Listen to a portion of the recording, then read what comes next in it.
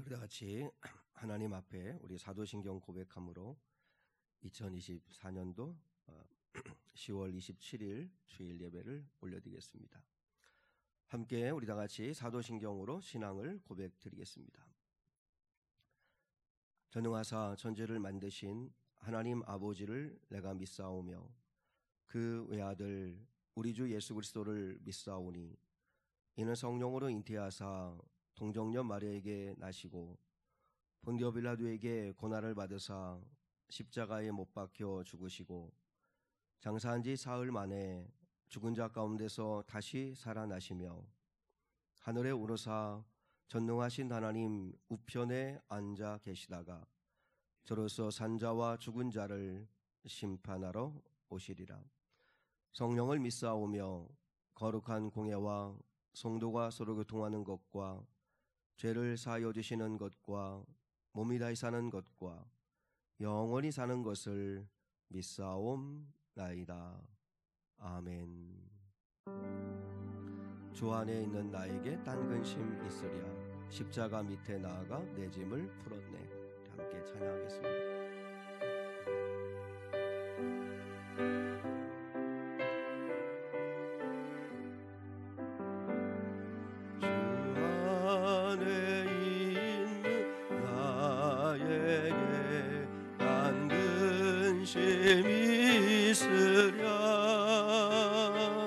십자가 밑에 나아가 내 짐을 풀었네.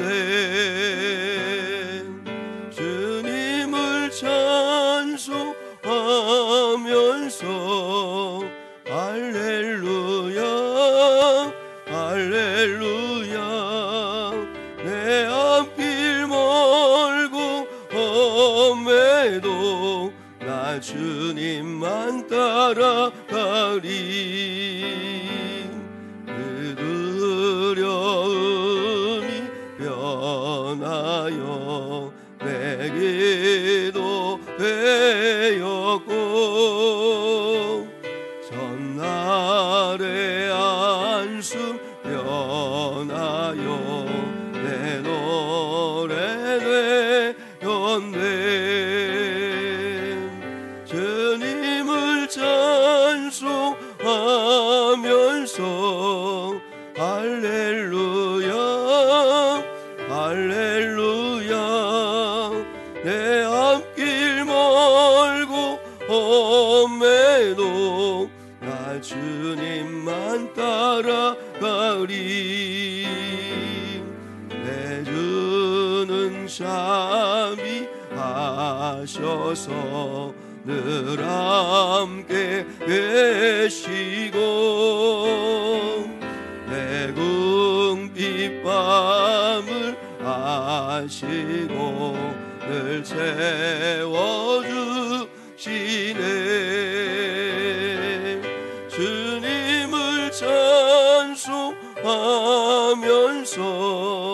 할렐루야 할렐루야. 내 앞길 멀고 험해도 나 주님만 따라가리. 내 주와 맺은 언약은 영불변하시니 그 나라 가기까지는 늘 보시네.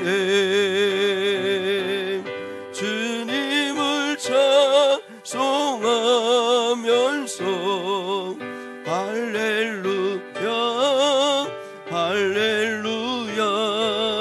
내 앞길 멀고 험해도 나 주님만 따라가리.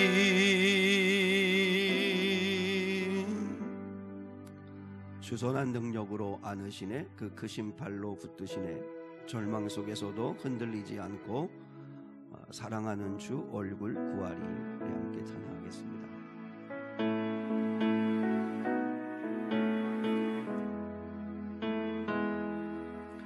선한 능력으로 안으시네. 그 신발로 날 붙드시네. 절망 속에 너 흔들리지 않고 사랑하는 주 얼굴 구하리. 주 선한 능력으로, 주 선한 능력으로 안으시네. 그 신발로 날 붙드시네. 절망 속에도 흔들리지 않고 사랑하는 주 얼굴 구하리. 선한 능력으로 일어서리. 주만 의지하리. 믿음으로 그리고 내 안에 주 오실 그날 영광의 새 날을 맞이하리. 이전의 괴로움 날 에워싸고 내 괴로움 날 에워싸고 고난의 길을 걷는다 해도 주님께 모두 맡긴 우리 영혼 끝내 승리의 날을 맞으리. 선한 능력으로, 선한 능력으로 일어서리. 주만 의지하리. 믿음으로 그리고 내 안에 주 오실 그날 영광의 새 날을 맞이하리. 주님이 마신 고난의 쓴잔을, 주님이 마신 고난의 쓴잔을 우리도 감사하며 받으리. 주님의 남 고난 제목 예수와 복음 위에 달리라. 선한 능력으로, 선한 능력으로 일어서리. 주만 의지하리. 믿음으로 그리고 내 안에 주 오실 그날 영광의 새 날을 맞이하리. 영광의 새 날을 맞이하리. 선한 능력으로 일어서리. 선한 능력으로 일어서리. 주만 의지하리. 믿음으로 그리고 내 안에 주 오실 그날 승리의 새 날을 맞이하리. 승리의 새 날을 맞이하리. 승리의 새 날을 맞이하리. 승리의 새 날을 맞이하리.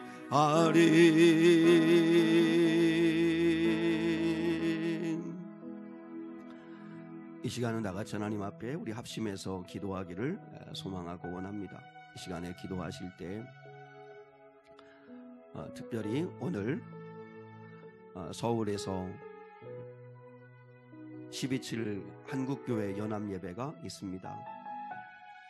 무엇보다 이 땅에 동성애를 옹호하고 죄를 죄라고 하지 못하게 만드는 악법이 통과되지 않도록 무엇보다도 이미 통과된 나라들의 전례를 보면서 한국교회 모든 입을 막으려고 하는 약한 어둠의 권세의 역사를 하나님께서 막아주시고 한국교회가 한자리에 모여서 함께 한마음으로 회개하며 기도하는 그 수문학광장 또 길갈에 수치를 다 굴려내고 하나님께 은혜와 자비를 구하는 한국교회 연합예배 위에 기름 부어달라고, 하나님의 은혜 달라고, 불미스러운 사건 사고 없도록 인도해 달라고, 수많은 사람들이 모이기 때문에 안전할 수 있게 달라고, 하나님 아버지 이를 통해서 이 땅이 거룩한 나라가 되고 가정이 건강한 가정 될 수 있게 달라고, 하나님 이 땅의 은혜와 자비를, 한국교회의 은혜와 자비를 베풀어 달라고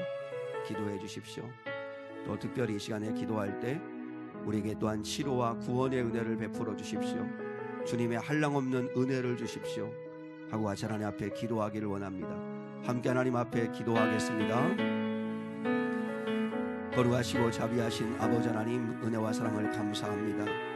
하나님 아버지, 오늘 거룩한 주일을 주셔서 이렇게 하나님 아버지 앞에 나와서 예배하게 하심을 감사합니다.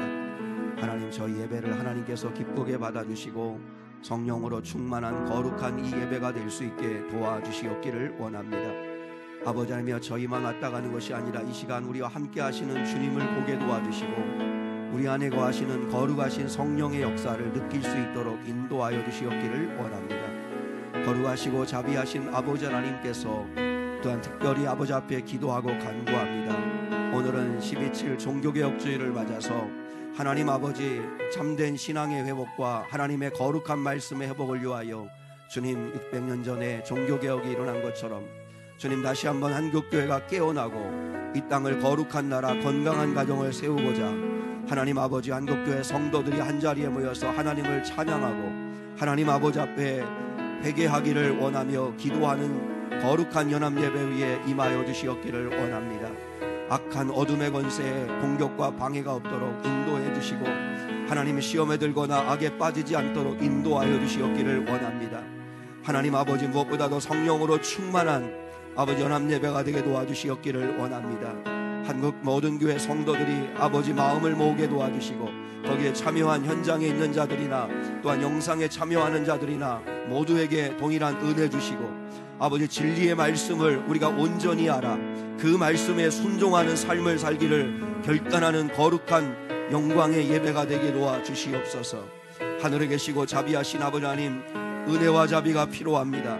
이 땅의 아버지 100년의 짧은 기독교 역사 가운데 하나님이 성령의 놀라운 능력으로 이 땅의 한국교회를 세우신 것처럼 다시 한번 아버지 하나님이 촛대를 옮기지 마시고 이 땅에 자비와 은혜를 베풀어 주시옵기를 원합니다. 또한 아버지 하나님, 우리 미래교회 위에 기름 부어 주시옵고 아버지 하나님의 치료와 구원의 은혜가 임하기를 원합니다. 오늘 예배하는 아버지 일부 예배 가운데도 사는 성도들에게 아버지 하나님 말씀으로 찾아가 주시고 치료와 구원의 은혜가 임하게 도와주시고 아버지 회복의 은혜가 임하게 도와주시고 하나님의 살아 역사하심의 은혜를 경험할 수 있도록 인도하여 주시옵기를 원합니다. 존귀하시고 자비하신 아버지께서 역사하여 주시옵소서. 임하여 주시옵소서. 함께하여 주옵소서.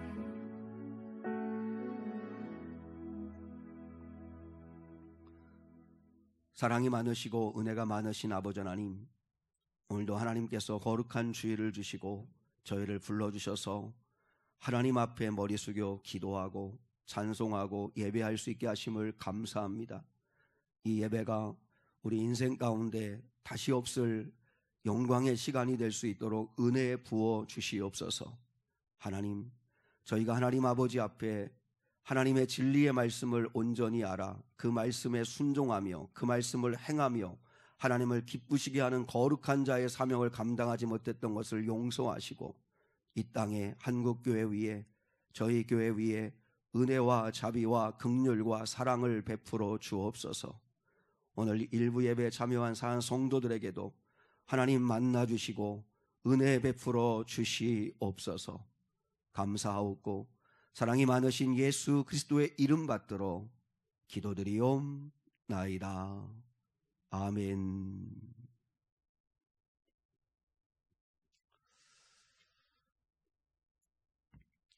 교회 소식을 함께 나누겠습니다.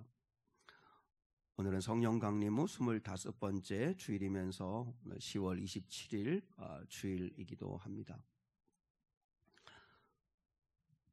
오늘 이 거룩한 주일에 또 하나님의 은혜가 우리 성도들에게 충만하게 임할 수 있기를 원합니다. 오늘은 10월 27일 몇 번 광고해 드린 것처럼 한국교회 연합예배가 있습니다. 우리 서울 시청학광장 광화문 또 그리고 서울 곳곳에서 이제 많은 성도들이 모여서 함께 연합 예배를 드립니다. 특별히 또 저희 교회도 오늘 1시 반부터 연합 예배에 참여합니다. 1시 반부터 2시까지는 찬양 시간이고 2시부터 3시 40분까지가 예배 시간이고 그리고 3시 40분부터 5시까지가 기도회입니다. 그래서 저희는 일단은 1시 반부터 찬양에 참여하고 또 그리고 이제 3시 이후까지는 좀 함께 좀 참여해서 예배를 드리려고 합니다. 여러분 기억하시고 특별히 오늘은 청년 지킴이 청년 2명을 빼고는 모든 우리 교회 모든 아동부나 중고등부나 또 청년들이나 성도들이 다 같이 참여해 주시면 감사하겠습니다. 4층에서 연합예배 함께 드릴 수 있도록 하겠습니다.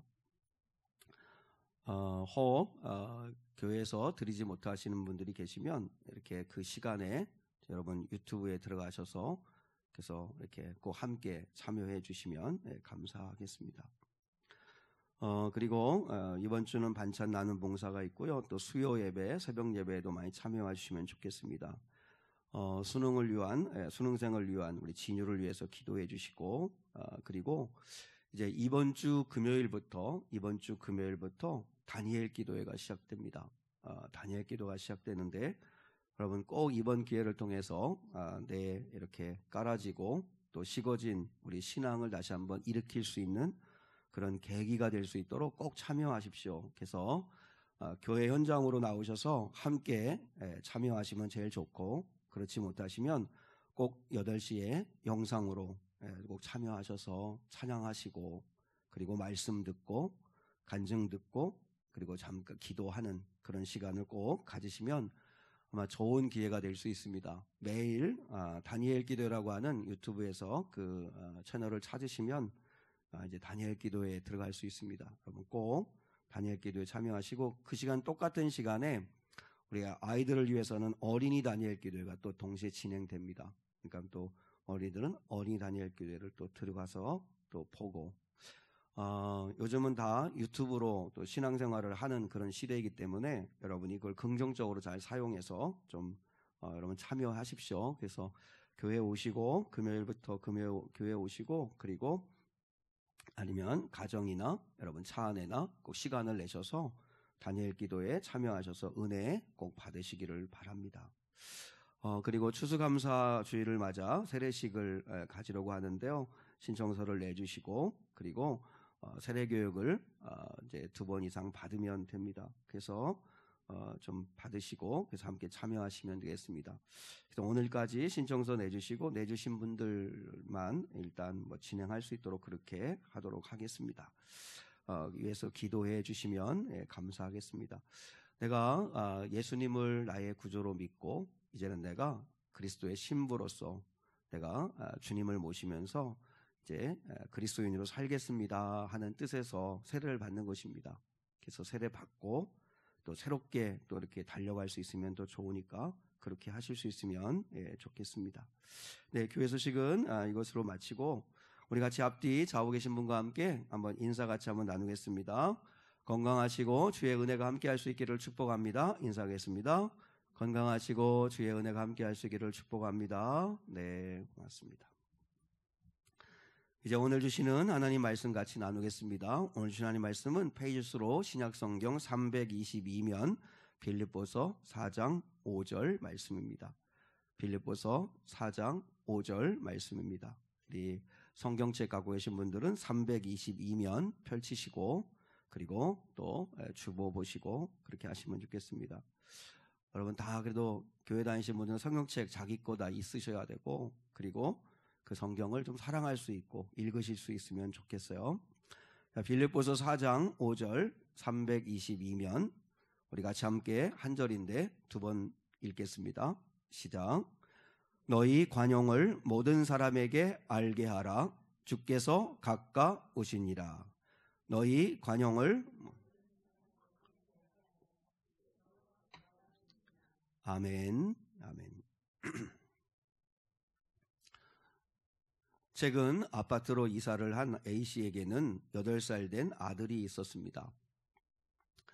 이 아이는 한창 보행기를 탈 시기였고, 그래서 A씨는 이 소리가 혹시 아래층 집에 민폐를 끼치지 않을까 염려가 되었습니다. 그래서 이 쪽지와 함께 빵을 사서 아랫집에 보냈습니다. 얼마 후에 그 아랫집으로부터 이제 답장이 왔는데, 그 답장을 보낸 사람은 아랫집에 사는 10살짜리 아이였습니다. 그래서 그걸 주보에 그 아이가 쓴 손글씨로 쓴 손편지를 이렇게 인쇄해 놓았습니다. 손으로 꾹꾹 눌러 쓴 편지에는 이렇게 되어 있어요. 저희 윗집으로 이사 온 것을 축하드려요. 선물 정말 감사해요. 8개월이면 아이가 한창 걸어 다닐 때이니 실컷 뛰고 걷고 기어 다니라고 해주세요. 우리 집은 괜찮아요. 그리고 선물 감사해서 아기가 잘 때 무섭지 않도록 하트 모양 선물할게요. 라면서 직접 만든 하트를 챙겨 보냈다고 하는 이야기입니다. 이게 작년에 2023년도에 이제 한 아파트에서 있었던 이야기인데 참 따뜻한 이야기인 것 같아요. 서로를 배려하는 모습이 참 귀하죠. 혹시 내가 이렇게 아래층에 폐가 되는 건 아닐까 싶어서 먼저 사과하는 모습도 참 귀하고, 그리고 그 사과를 아주 너그럽게 받아주는 그 넉넉함도 참으로 귀하다 하는 생각을 하게 됩니다. 여러분, 우리에게도 이런 배려와 넉넉함을 가지고 살 수 있다면 얼마나 좋을까 하는 생각을 하게 됩니다. 오늘 본문은 사도 바울을 통해서 하나님께서 우리에게 말씀하시는데, 이것은 명령입니다. 너희 관용을 모든 사람에게 알게 하라. 주께서 가까우시니라. 이거는 주님의 명령이죠. 너희 관용을 모든 사람에게 알게 하라. 관용이라고 하는 말이 이제 우리가 잘 많이 쓰기도 하지만 관대함, 관용 이런데 이 너그러울 관자에 용서할 용자입니다. 관용이라는 것은 너그럽다, 용서해 준다, 남의 잘못이나 죄를 그냥 용서해 준다, 이런 뜻에서 관용입니다. 이거를 구글에서 검색해 보니까 이렇게 풀었어요. 너그럽게 이해하고 서로 다르다고 무시하거나 차별하지 않고 인정해 주는 성품, 그게 관용이다라고 구글에서는 그렇게 이야기하고, 다음에서 검색을 해보니까 남의 잘못 따위를 너그럽게 받아들이거나 용서하는 성품, 이게 관용입니다. 관용. 너그러울 관, 용서할 용의 관용이죠. 그러니까 하나님은 모든 성도들에게 너희 관용을 모든 사람에게 알게 하라, 이렇게 말씀을 하셨다는 거예요. 그러니까 명령하시는 거죠. 너희 관용을, 너희가 관용의 사람이라는 것을 모든 사람에게 보여줘라, 이렇게 명령을 하셨다는 거예요. 너그럽게 이해하고 받아줘라.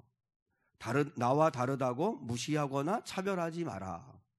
잘못을 너그럽게 용서하고 있는 그대로 품어주라. 이런 그런 말씀을 하고 있다는 거예요. 근데 우리는 어때요? 사실 우리는 어때요? 참 우리는 왜 이렇게 속이 좁을까 하는 생각이 들 때가 있어요. 여유도 없고 까칠하고 불친절하고 이해하기보다는 판단하고 나와 다르면 틀렸다고 생각하고 기다려주지를 못하고 연약한 사람을 도우려고 하지 않고 한번 사이가 틀어지면 풀려고 하지 않는 그런 모습이 우리 안에 있는 것은 아닌가. 참 무심하기도 하고 무관심하기도 한 게 우리 아닌가 하는 생각을 하게 됩니다. 지난주일부터 다음 주일까지 나는 어떤 그리스도인인가를 알아볼 수 있는 3가지 기준이 있다라고 하는 것을 지금 말씀 나누고 있어요. 나는 기쁜가? 이제 세상이 주는, 환경이 주는, 조건이 주는 기쁨이 아니라 지난주에 말씀 나눴잖아요. 주 안에서 항상 기뻐해라. 내가 예수를 믿기 때문에, 예수님께 맡길 수 있으니까, 예수님이 합력하여 선을 이루실 걸 믿으니까, 주님이 원수 갚아주실 걸 믿으니까, 그래서 주 안에서 기뻐해라. 주 안에서 항상 기뻐해라. 나는 기쁜가? 그리고 오늘은 나는 너그러운가? 나는 관대한가? 나는 얼마나 관용의 사람인가?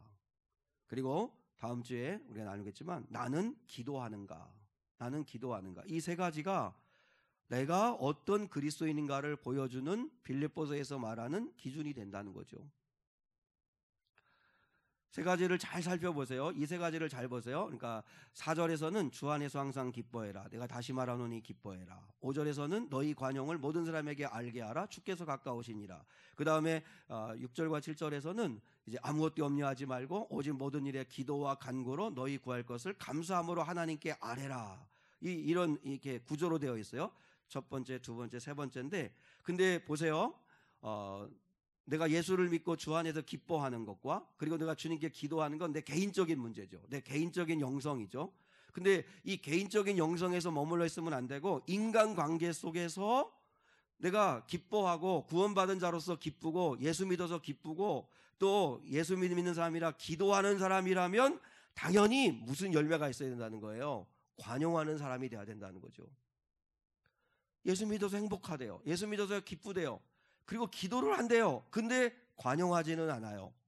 넉넉하게 품어주고 너그럽게 대해주고 좀 용서해주고 나와 다르다고 해서 틀렸다고 말하지 않고 기다려도 주고 좀 이런 넉넉함이 있어야 되는데 그렇지 않다. 그러면 우리의 기도, 우리의 구원받은 기쁨이 무슨 의미가 있느냐, 이런 차원인 거예요.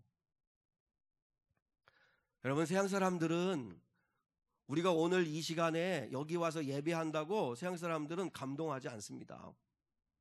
우리가 눈물로 기도하고 찬송하고 예배드린다고 세상 사람들은 감동하지 않습니다.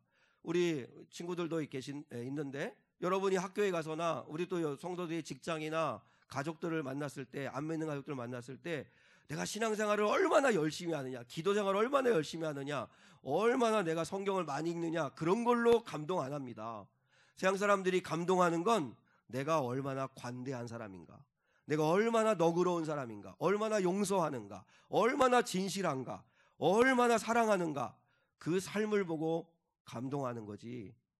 기도 많이 하고 그리고 내가 예수 믿어서 기쁘다고 아무리 얘기해도 저들은 감동하지 않는다는 거죠. 그래서 예수님은 뭐라고 말씀하시는 거예요? 하나님 앞에 네가 기도한다면, 네가 나를 믿고 행복하다면, 감사하다면, 그러면 관용의 사람이 돼야 된다. 기도한다고 하는데 쌀쌀맞고 까칠하고 너그럽지도 못하고, 그러면 세상은 우리의 믿음을 코웃음 친다는 거죠. 우리의 믿음을 코웃음 친다는 거죠. 그럼 여러분, 관용이 쉬울까요? 절대 쉽지 않습니다. 이론적으로는 이해가 돼요. 머리로는 이해가 되는데 감정적으로는, 정서상으로는 잘 안 됩니다. 주님의 은혜가 필요합니다. 참 부끄러운 이야기인데, 한 번은 제가 길을 이렇게 가는데 우리 교회를 떠나신 분이 앞에서 걸어오는 걸 이렇게 봤어요. 근데 그분을 보자마자 이 상처와 배신감을 안겨주고 떠난 분인데, 근데 다 잊었다고 생각하고 나는 아무렇지도 않다고 생각하는데 그 상처와 그 감정이 확 살아나더라고요. 보자마자. 그래가지고서 본능적으로 고개를 돌렸어요. 고개를 돌리고 그리고 돌아갔어요.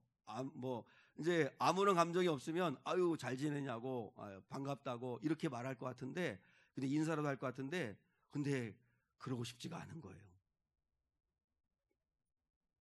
아무렇지도 않다고 생각했는데, 나는 뭐 다 잊었다고 생각했는데, 근데 그 아픔이 고스란히 생각이 나더라고요. 몇 년이 지났는데도. 그래, 사람을 너그럽게 이해한다는 거, 또 이해하고 사랑으로 품는다는 거, 이게 이론적으로는 이해가 되는데 감정적으로는 또 현실에 딱 부딪히면, 여러분, 우리가 관용해야죠. 관용해야죠. 아마 그 사람은 지금 정말 미운 사람이 없어서 그럴 거예요. 근데 그런 사람이 딱 생기면 이게 말씀이 걸리는 거거든요. 쉽지 않다는 걸 우리가 알게 돼요. 그 사회의 건강성은 관용지수로 알 수 있대요. 그 사회가 얼마나 건강한가, 그게 관용지수로 알게 된다는 거예요. 그래서 그 사회에서 좀 잘못하거나 그래도 사람들끼리 사회에서 또 직장에서도 넉넉히 좀 품어주고, 아직은 신입사원이니까 그렇지, 뭘 몰라서 그렇지 하고 좀 너그럽게 대해주고, 또 실수하면 이해도 해주고, 그런 관용지수가 높으면 높을수록 건강한 사회고, 가정과 교회도 똑같다는 거죠. 서로 이해하고 나와 다름을 인정해주고, 또 기다려도 주고 가르쳐도 주고 설명도 해주고 품어주고 하는 이 관용지수가 높으면 높을수록 가정은 행복한 가정인 거고, 여러분, 자녀가 자라면서 얼마나 실수를 많이 하겠어요? 얼마나 잘못을 많이 하겠어요? 그걸 얼마나 품어주고 얼마나 관용해 주느냐 하는 이 지수가 건강한 가정, 행복한 가정의 지표가 된다는 거죠. 교회도 마찬가지고. 하이마 여러분, 관용은 용서하고 한 몸입니다. 용서하고 한 몸이에요. 근데 용서보다 관용이 훨씬 더 힘들다는 거죠. 왜냐하면 이제 용서와 관용을 조금 분리해서, 물론 다 같은 한 몸인데, 용서는 상대가 잘못을 인정하고 용서를 구할 때 해주는 거니까 그래도 그건 할 수 있어요. 그죠? 상대가 잘못했다고 비니까, 사과하니까, 인정하니까, 그러면 그건 우리가 그리스도인으로서 용서가 가능해요. 그래도 해줄만 해요. 근데 관용은 상대가 잘못을 인정하는 게 아니에요. 상대가 뉘우치지 않아요. 그때에도 불쌍히 여겨주고 너그럽게 대해주고 몰라서 그렇지 하고 이해해 줘야 되는 게 관용이라는 거죠. 그 관용이 쉽지 않죠. 여러분, 영화 이야기를 좀 해보려고 하는데, 박찬욱이라고 하는 감독의 복수 3부작이 있습니다. 복수 3부작. 이제 우리 어린 친구들 잘 모르겠지만, 복수는 나의 것, 그리고 올드보이, 그리고 그거 유명한 대사 있죠. 너나 잘하세요. 이런 친절한 금자씨. 이 세 편이 박찬욱 감독의 복수 3부작입니다. 근데 사람들은, 여러분, 복수극에 열광합니다. 왜냐하면 복수가 주는 쾌감이 있기 때문이죠. 그래서 대리만족을 느끼는 거예요. 그래서 복수극을 아주 좋아해요. 그런 영화들을 좋아하고 드라마를 좋아해요. 근데 이 영화에는 우리에게 질문하는 거예요. 복수한다고 행복하더냐? 복수를 했어요? 근데 복수를 했는데 행복하더냐? 완전한 복수가 가능하겠느냐? 올드보이의 한 대사예요. 올드보이의 한 대사인데 뭐라고 이야기하냐면, 이제 복수를 마치면, 그래서 이제 그 한 대사인데, 복수가 다 이루어지고 나면 어떨 것 같으냐? 아마 숨어있던 고통이 다시 널 찾아올 거다. 이런 대사가 있어요. 여러분, 복수를 했으면 시원하고 만족하고 행복해야 되는데 절대 그렇지 않다는 거죠. 또 반대로 이창동 감독의 용서 3부작이 있습니다. 이 이창동 감독은 신실한 크리스찬이기도 하잖아요. 용서 3부작 있죠. 박하사탕, 그리고 밀양, 그리고 시라고 하는 영화. 이게 용서 3부작입니다. 근데 이 영화에서도 우리에게 도전하는 거예요. 용서가 뭐냐? 용서가 과연 쉬우냐? 완전한 용서라는 게 존재하냐 하는 걸 묻고 있는 영화예요. 절대 쉽지 않다는 거죠. 그럼에도 불구하고 하나님은 왜 우리들에게 용서를 넘어 관용의 사람이 돼야 된다고, 너희 관용을 모든 사람에게 보여줘야 된다고 이야기하시는 걸까요? 이건 정말 불가능할 것 같은데, 우리의 힘으로는 불가능한 일인데 왜 주님은 관용하라고 말씀을 하실까? 첫 번째 이유가 있습니다. 예수님이 우리를 관용해 주셨기 때문입니다. 예수님이 우리를 품어주셨기 때문이라는 거죠. 여러분, 은혜는 누가 받는지 알아요? 내가 죄인이구나, 내가 잘못했구나를 깨닫는 사람이 은혜 받습니다. 여러분, 주님이 나 같은 죄인을 품어주셨구나, 나도 죄인이었는데 나 같은 자를 용서해 주셨구나, 이걸 깨달아지는 순간 용서의 마음, 관용의 마음이 일어나기를 시작한다는 거죠. 주님의 사랑을 깨닫지 않는 한 여러분, 우리가 용서하고 관용하기가 쉽지 않습니다. 우리가 어떤 사람들이었어요?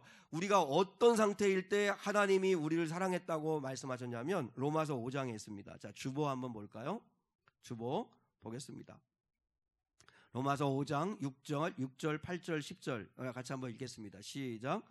우리가 아직 연약할 때에 기약대로 그리스도께서 경건하지 않은 자를 위하여 죽으셨도다. 우리가 아직 죄인 되었을 때 그리스도께서 우리를 위하여 죽으심으로 하나님께서 우리에 대한 자기의 사랑을 확증하셨느니라. 곧 우리가 원수 되었을 때 그의 아들의 죽으심으로 말미암아 하나님과 화목하게 되었은즉.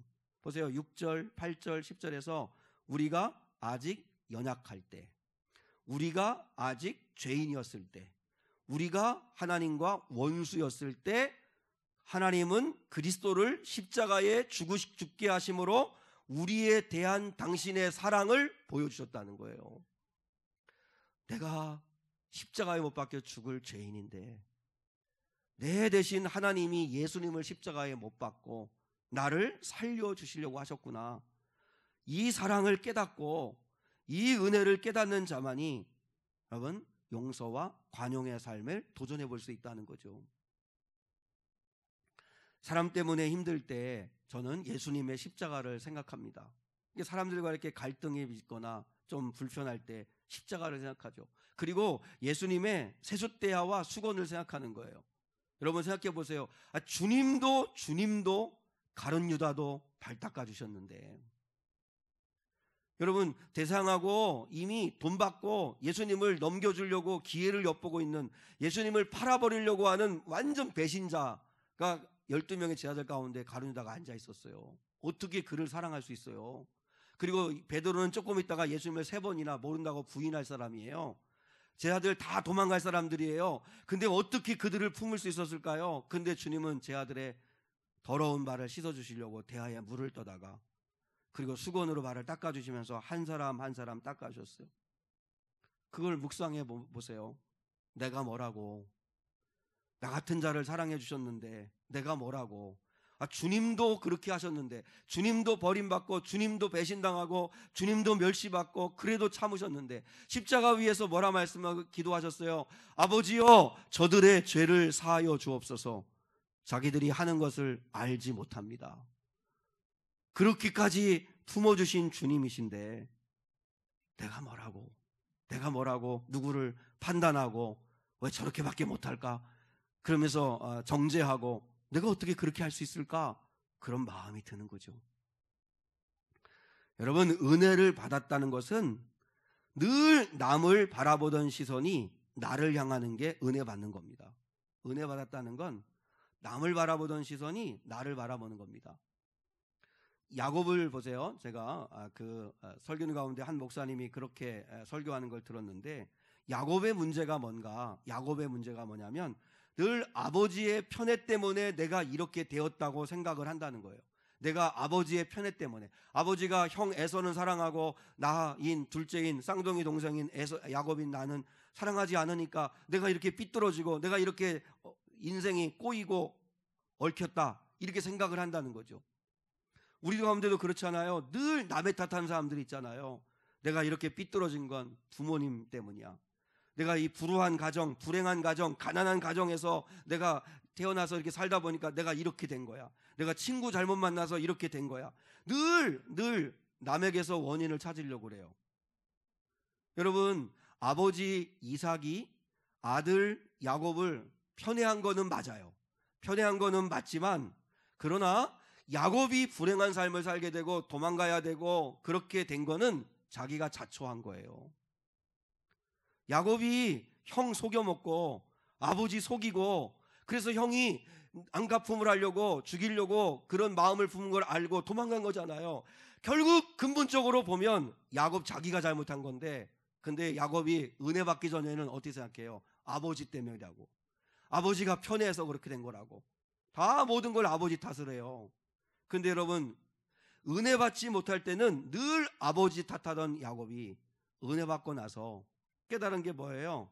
내가 잘못했구나, 내가 잘한 게 없구나, 나만 억울하다고 생각했는데 형도 억울했겠구나, 입장 바꿔놓고 생각하니까 아버지도 그러실 수 있었겠구나. 내가 죄인임을 깨달을 때 관용할 수 있게 된다는 거죠. 성경에서 말하는 관용은 사랑 여러분, 이번에 한번 봐줘, 뭐 철 모르고 철딱서니 없이 저거 행동한 거니까 이번 한번 그냥 넘어가줘, 이런 정도가 아니라는 거죠. 성경에서 말하는 관용은 그가 옳다고 하면 내가 거짓이 되고 내가 맞다고 하면 그가 거짓이 되는 상황이에요. 같이 존재하기가 힘든 종류의 상대를 이를 악물고 품어주는 것을 성경에서 관용이라고 이야기하는 거예요. 전에 한번 말씀드린 적이 있는데 인천 마가의 다락방을 섬기셨던 그 박보영 목사님이 있어요. 그분은 아주 유명한 한국의 유명한 의사였는데 그때 의사 내려놓고 목사가 되어서 가진 재산 수십억 되는 거 다 가난한 사람들에게 나눠주고 그리고 이제 가출 청소년들을 집에 데려다가 그들을 돌보면서 사역을 처음 시작하신 분이에요. 근데 그 가출 소녀 가운데 한 아이가 임신을 한 거예요. 고등학교 다니는 아이가 임신을 한 거예요. 근데 그 사실을 학교에서 알고 학교에서 추궁을 한 거예요. 추궁을 하는데 그 상대도 같은 학생인데 그걸 그 같은 이제 오빠인데 그걸 이야기할 수가 없으니까 이 아이가 뭐라고 했냐면 목사님이 그렇게 했다고.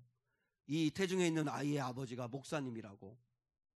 근데 그 사실을 이제 이 학교에서 있었던 이야기를 목사님이 알게 된 거예요. 근데 이제 그 아이 가출 소녀가 찾아왔어요. 찾아왔을 때 그때 목사님이 그 여학생한테 이렇게 얘기했대요. 잘했다. 잘했다.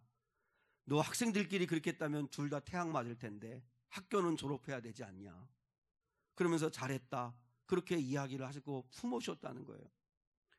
여러분 그 일로 인해 가지고 이 목사님은 얼마나 조롱받고 비난받고 그리고 그 가출 그 어려운 그 힘들어하는 그 아이들을 어떻게 그렇게 할 수 있느냐 이러면서 온갖 조롱을 받고 공격을 받았어요. 결국 그 아이가 양심의 가책을 느끼고 진실을 밝혔기 때문에 목사님의 누명은 벗겨졌지만 목사님은 끝까지 그 아이를 끌어안았어요. 여러분 성경에서 말하는 관용은 내가 맞다고 하면 그 아이는 잘못되는 거예요. 거짓이 되고 근데 이 목사님처럼 내가 틀렸다. 내가 잘못했다. 이렇게 해줌으로 인해서 그 아이를 살 수 있는 길을 열어주는 것. 그게 관용이라는 거죠. 여러분 손양원 목사님이 자기 아들 동인동신 두 아이들을 죽인 안재선이라고 하는 그 아이를 용서하잖아요. 아니 용서를 넘어서 어떻게 해요? 양아들로 받아들이잖아요. 이유는 그거예요. 원수를 사랑하라고. 한 그 말씀에 순종하려고. 근데 그 말씀에 순종하기까지 목사님이 새벽마다 그 아이들의 그 무덤 앞에 가서 울었다고 그러잖아요. 왜요? 품어야 되는데 안 되니까. 품어야 되니까 힘드니까. 자기의 그 사랑하는 아들들을 죽인 그 가해자를 어떻게 쉽게 용서가 되겠어요? 뭐 손양원 목사님은 아버지 아니에요? 사람 아니에요? 그럼에도 불구하고 하나님께 긍휼히 여길 수 있는 마음을 주십시오. 그를 불쌍히 여길 수 있는 마음을 주십시오. 그 마음을 얻어 그를 품을 수 있었다는 거죠. 여러분, 나는 못할 것 같아. 나는 안 될 것 같아. 이렇게 포기하지 마시고 지금은 안 되더라도 우리가 알고는 있어야 됩니다. 주님이 우리에게 뭘 원하시는지. 너희 관용을 모든 사람에게 알게 하라. 예수를 믿는 저분은 관용의 사람이구나 라는 것을 보여주라는 거죠. 그러니까 이 문제를 위해서 우리가 기도해야 합니다. 그리고 왜 우리가 관용해야 되냐면 그래야 사람을 전도할 수 있고 사람들의 마음을 얻을 수가 있습니다. 여러분 설문조사를 했는데 배우자에게 가장 바라는 성품이 뭐냐? 너그러움이었답니다. 너그러움. 그러니까 사람들은 너그러운 걸 원하는 거예요. 넓은 마음으로 좀 품어주고 이해해주고 기다려주고 좀 가르쳐주고 설명해주고 따뜻하게 대해주고 그런 성품을 누군가에게 다 원하는 거예요. 그러니까 사람들은 관용받기를 원하는 거예요. 그러면 교회 성도들이 관용의 사람이라는 걸 보여줄 때 사람들은 감동한다는 거죠. 아까도 말했잖아요. 기도 많이 한다고 해서 감동하는 거 아니라고. 내가 성경을 백독했다고 해서 서양 사람들이 감동하지 않아요. 이웃 사람들이 감동하지 않아요. 아까도 우리 10살짜리 그 소녀나 그 집의 식구들처럼 배려할 때, 오히려 너그럽게 대할 때, 넉넉할 때, 어린아이가 마음껏 뛰어놀고 기어다니고 걸어다니고 하게 하세요. 이렇게 배려할 때 그때 저 사람들이 교회 다니는 사람이고 교회 문 앞에 명패가 있을 때 교패가 있을 때 예수 믿는 사람은 다르구나 하는 걸 느낄 수 있는 거죠. 여러분이 얼마나 따뜻한 사람인가, 여러분이 얼마나 진실한 사람인가, 얼마나 귀한 사람인가를 보고 감동하는 거죠. 그러면 여러분, 우리가 품어야 될 사람들은 누굴까? 너그럽게 대할 사람들은 누굴까? 첫 번째는 가족들입니다. 가족들. 살다 보면 가족들이 남보다도 못할 때가 있습니다.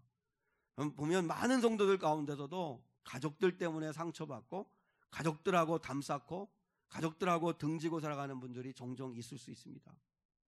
도무지 용서가 안 되는 가족, 부모, 형제들 있을 수 있습니다. 친척들 있을 수 있죠. 저는 어머님만 고생하셨다고 생각을 했어요.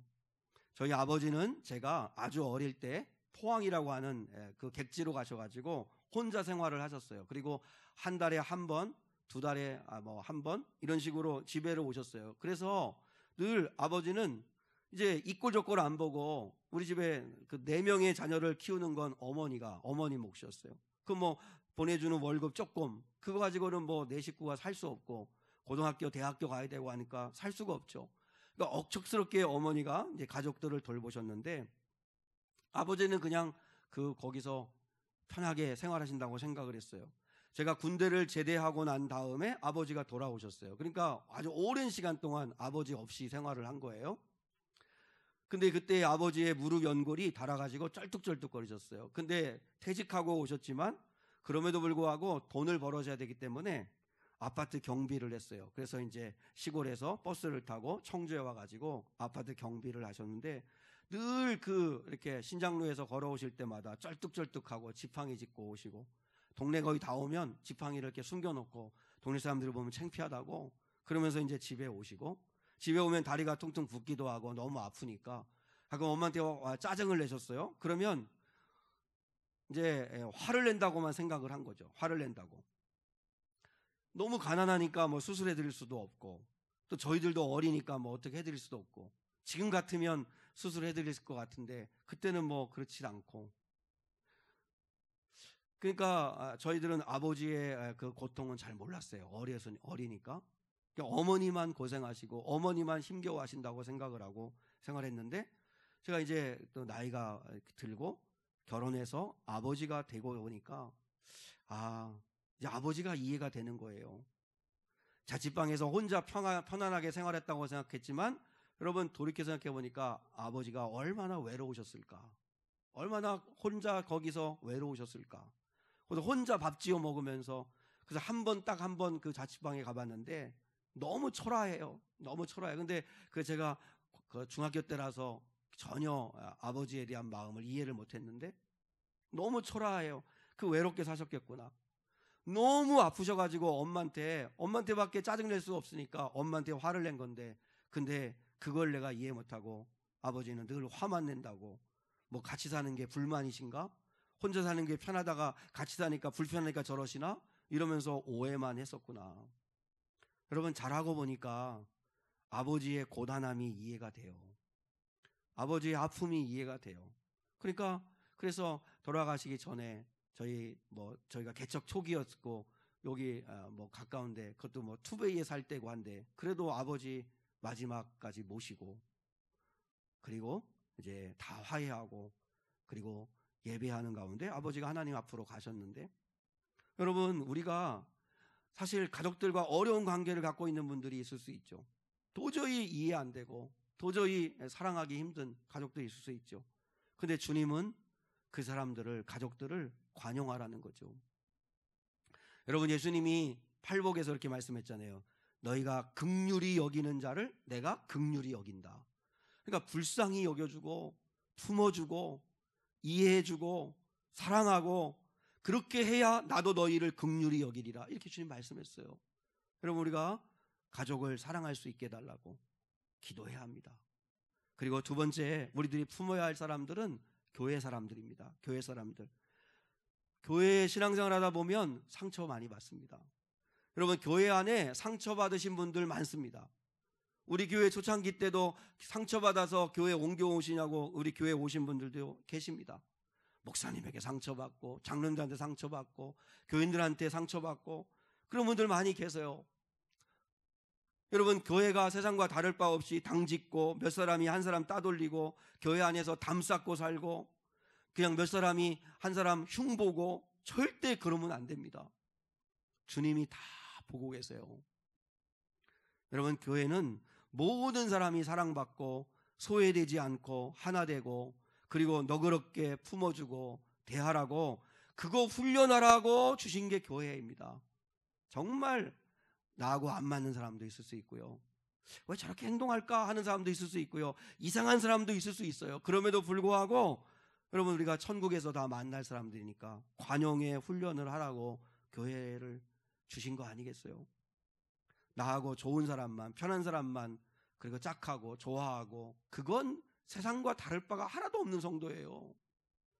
여러분, 교회는 넉넉하게 너그럽게, 뭘 몰라서 그래, 아직 믿음 약해서 그렇지, 아직 잘 깨닫지 못해서 그렇지, 그렇게 넉넉하게 너그럽게 품어주라고 우리를 서로 만나게 하신 거예요. 여러분, 교회 안에서 관용의 훈련을 하셔야 돼요. 관용의 훈련을. 여러분이 교회 생활하면서 한번 생각해 보세요.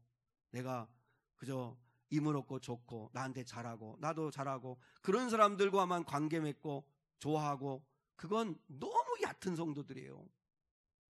주님은 교회 성도들, 그들 정말 이해가 안 되고 나와 너무 다르고 성향도 너무 다르고 행동도 너무 다른 그런 성도들을 넉넉하게 주님의 마음으로 품어주는 훈련을 하라고 우리를 붙여주셨다는 사실을 잊지 말고 기도해야 돼요. 그 부분을 놓고도 기도해야 돼요. 그리고 마지막, 우리들이 품어야 할 사람들은 삶에서 만나는 불특정한 사람들이에요.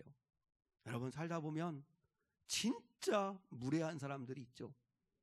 정말 버릇없는 사람들도 있고, 나에게 씻을 수 없는 상처를 입히는 사람들이 있을 수 있고, 사건 사고가 얽혀가지고 나를 고통스럽게 한 사람도 있고, 여러분, 내가 길을 잘 가는데 누군가가 나에게 가해를 해쳐서 내 소중한 것을 빼앗아가는 사람들이 있을 수도 있고, 무례한 사람들 얼마나 많은지 몰라요. 근데 나는 그런 사람들을 품을 수 있을까? 품을 수 있을까? 여러분, 주님의 은혜를 구하는 길밖에 없어요. 주님은, 예수를 믿는 사람들은 그런 사람들까지도 품을 수 있는 마음을 가질 수 있도록 하나님 앞에 기도하라고 말씀하신 거예요. 그래서 나는 너그러운가, 그 다음이 다음 주에 나눌 기도예요. 기도. 그래서 기도해야 돼요. 기도해야 은혜가 임하고 주님의 마음을 품게 되고, 그러다 보면 여러분, 용서할 수 있고 관대하게 대할 수 있는 사람이 될 수 있다는 거죠. 그런 글을 읽어보았는데요, 내가 그 사람을요 미움이라고 하는 감옥에 가둬버리면 나도 감옥문을 떠나지 못하고 그를 지키고 있어야 된다는 거예요. 그러면 나도 미움의 감옥에서 같이 생활하는 거예요. 그를 미움의 감옥에 가둬놓고, 그리고 나도 그를 지켜야 되니까 감옥 문 밖에서 어디도 못 가고 자유를 잃어버리고 산다는 거예요. 차라리 그를 미움의 감옥에서 풀어주라는 거예요. 그래야 나도 그 감옥에서 나와가지고 자유롭고 기쁨 가운데 생활할 수 있게 된다는 거죠. 여러분, 오늘 하나님은 바울을 통해서 우리에게 말씀하십니다. 너희 관용을 모든 사람에게 알게 하라. 그러고 난 다음에 하나 덧붙여놨죠. 무슨 말씀을? 그죠? 주께서 가까우시니라. 무슨 말일까요? 반드시 주님 오시는데, 그 주님이 오셔서 우리가 행한 대로 심판하실 텐데, 그때 우리가 관용을 베풀었다면 가정에서든 아니면 교회에서든, 그리고 만나는 이웃들, 운전하고 만나는 사람들, 뭐 어디에서 만나든지 나하고 엮이는 사람들 가운데 정말 받아들이기 힘든 사람들, 그들에게 관용했다면 주님이 우리의 손을 잡고 잘했다, 고맙다, 이렇게 말씀해 주실 거라는 게 주께서 가까우시니라입니다. 주님 반드시 금방 오신다. 그리고 너희들의 모든 행한 거 주님이 아시고 심판하신다. 그때 주님이 고마워, 잘했어, 너무너무 이를 악물고라도 내가 주님 앞에 기도하면서 도저히 품을 수 없지만, 그러나 품어주고 이해해주고 받아주고 위에서 불쌍히 여기는 마음으로 기도해주고 네가 그랬다면 잘했어 그렇게 말씀해 주실 거라는 거죠. 여러분, 우리가 관용의 사람이 돼야 세상 사람들은 감동합니다. 주 안에서 기뻐하는 거, 기도하는 거, 그게 결국은 관용의 열매로 나타나야 되는 것을 기억하시고 관용의 사람이 될 수 있도록 여러분이 좀 도전하십시오. 꼭 관용의 사람이 되어서 좀 너그럽게 넉넉한 성도들이 될 수 있기를 주님의 이름으로 축복합니다.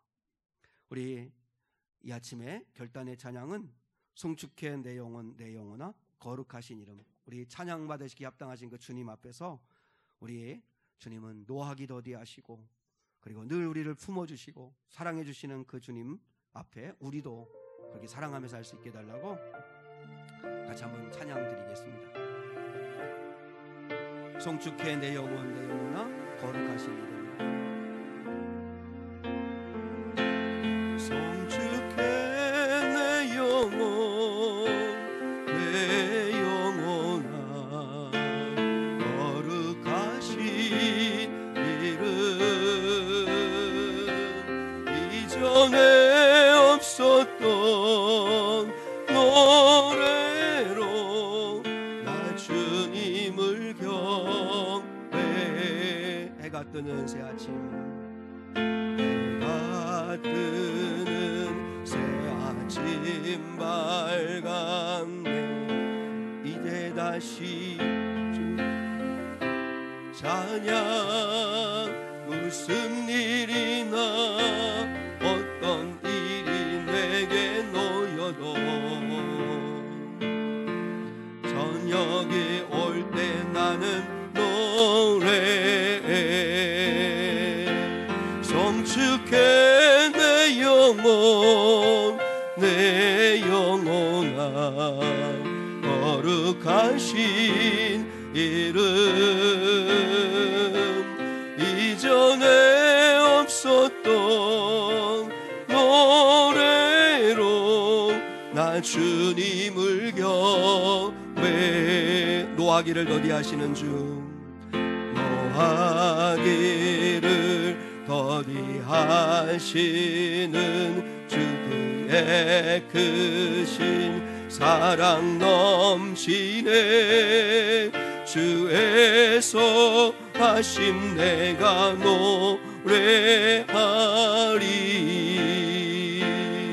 수많은 이유로 나 노래해.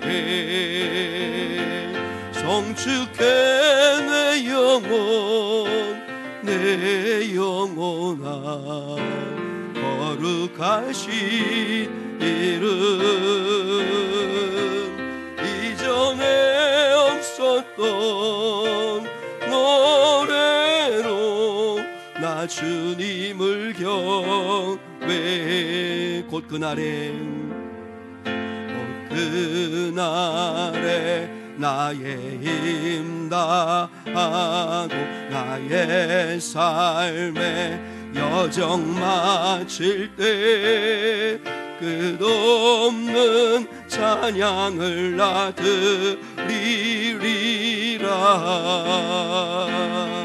수많은 세월 지나 영원히 송축해, 송축해 내 영혼 내 영혼아 거룩하신 이름, 내 없었던 노래로 나 주님을 경배. 송축해 내 영혼, 송축해 내 영혼 내 영혼아 거룩하신 이름, 이전에 없었던 노래로 나 주님을 경배. 나 주님을 경배, 나 주님을 경배해. 나 주님을 경배해.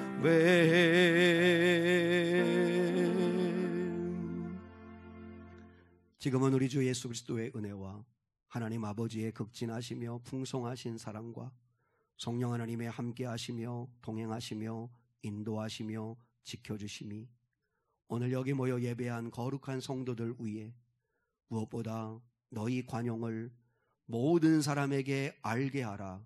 주께서 가까우시니라 말씀하시는 하나님의 음성 앞에 고민하게 하시고 기억하게 하시고 갈등하게 하시고 그리하여 순종하기 원하는 예배자들 위에 이제로부터 영원까지 함께 하시기를 간절히 축원하옵나이다. 아멘.